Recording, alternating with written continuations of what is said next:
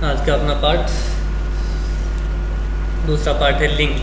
व्याकरण में हमने पहले पढ़ा संज्ञा, संज्ञा के बारे में आपने जाना, संज्ञा किसे कहते हैं, कितने प्रकार की होती है। आज अपना दूसरा पार्ट है लिंग। लिंग के बारे में जानकारी लेंगे। संज्ञा शब्द के जिस रूप से उसके पुरुष जाति या स्त्री जाति के होने का बोध होता है उसे लिंग कहते हैं, उसे लिंग कहते हैं। देखिए वापस देखें, संज्ञा शब्द के जिस रूप से उसके पुरुष जाति या स्त्री जाति के होने का बोध होता है उसे लिंग कहते हैं। संज्ञा शब्द, संज्ञा के बारे में आपने जानकारी ली।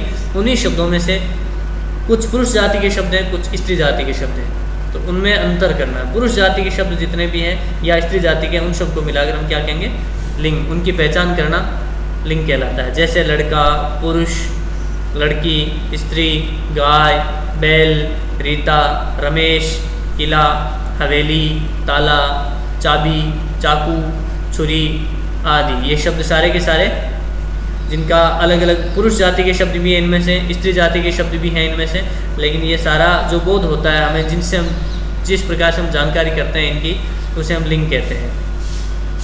हिंदी भाषा में लिंग निम्नलिखित दो प्रकार के होते हैं। एक प्रकार होता है, पहला प्रकार है पुल्लिंग।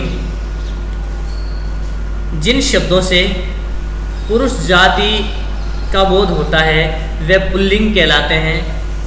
जिन शब्दों से पुरुष जाति का बोध होता है वे शब्द पुल्लिंग कहलाते हैं। जैसे घोड़ा, पुरुष, शेर, मोर, लड़का आदि। ये सारे पुल्लिंग शब्द हैं क्योंकि इनसे पुरुष जाति का होने का बोध होता है।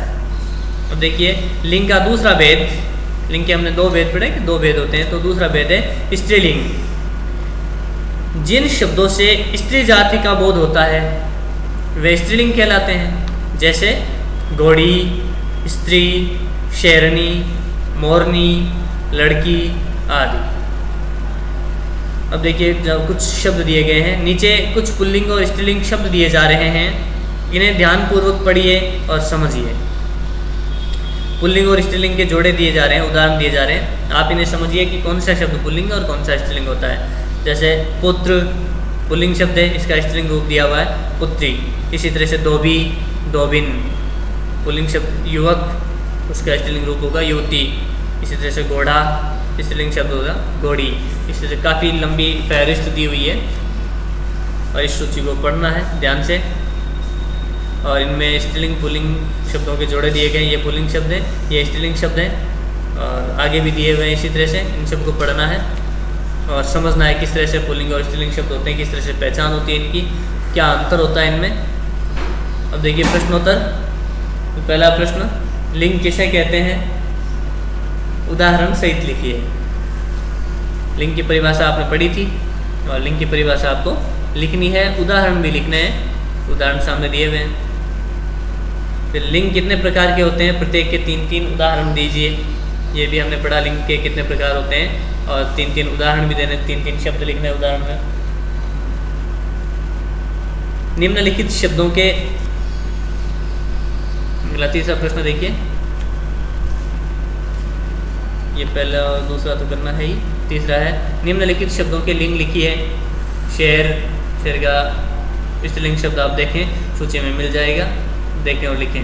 नदी, नदी शब्दों का लिंग लिखना है, कौन सा है, शेर का पुल्लिंग है, नदी का जो भी है आप पहचानिए।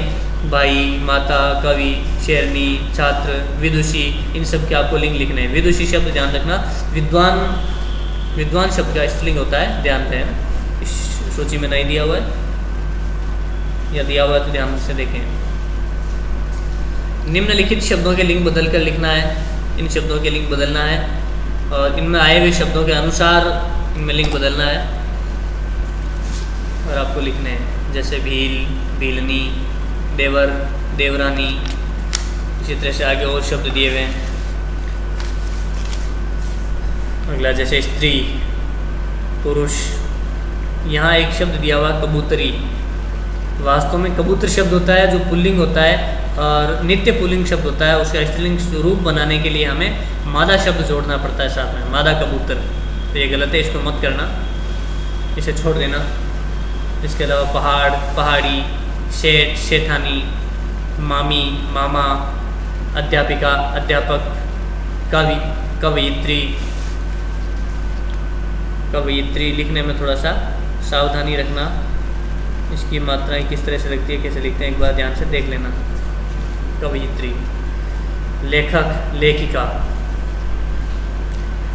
इसी तरह से अगला प्रश्न है, निम्नलिखित शब्दों में से पुल्लिंग व स्त्रीलिंग छांट कर लिखिए। कुछ शब्द आपके सामने दिए हुए हैं, इनमें से कुछ शब्द पुल्लिंग है, कुछ स्त्रीलिंग है। तो जो पुल्लिंग शब्द है वे पुल्लिंग के सामने इधर लिखने हैं और स्त्रीलिंग शब्द है वे इसके सामने लिखने हैं। पांचवा प्रश्न भी आपको विकारी के रूप में करना है। आज के लिए बस इतना खूब है।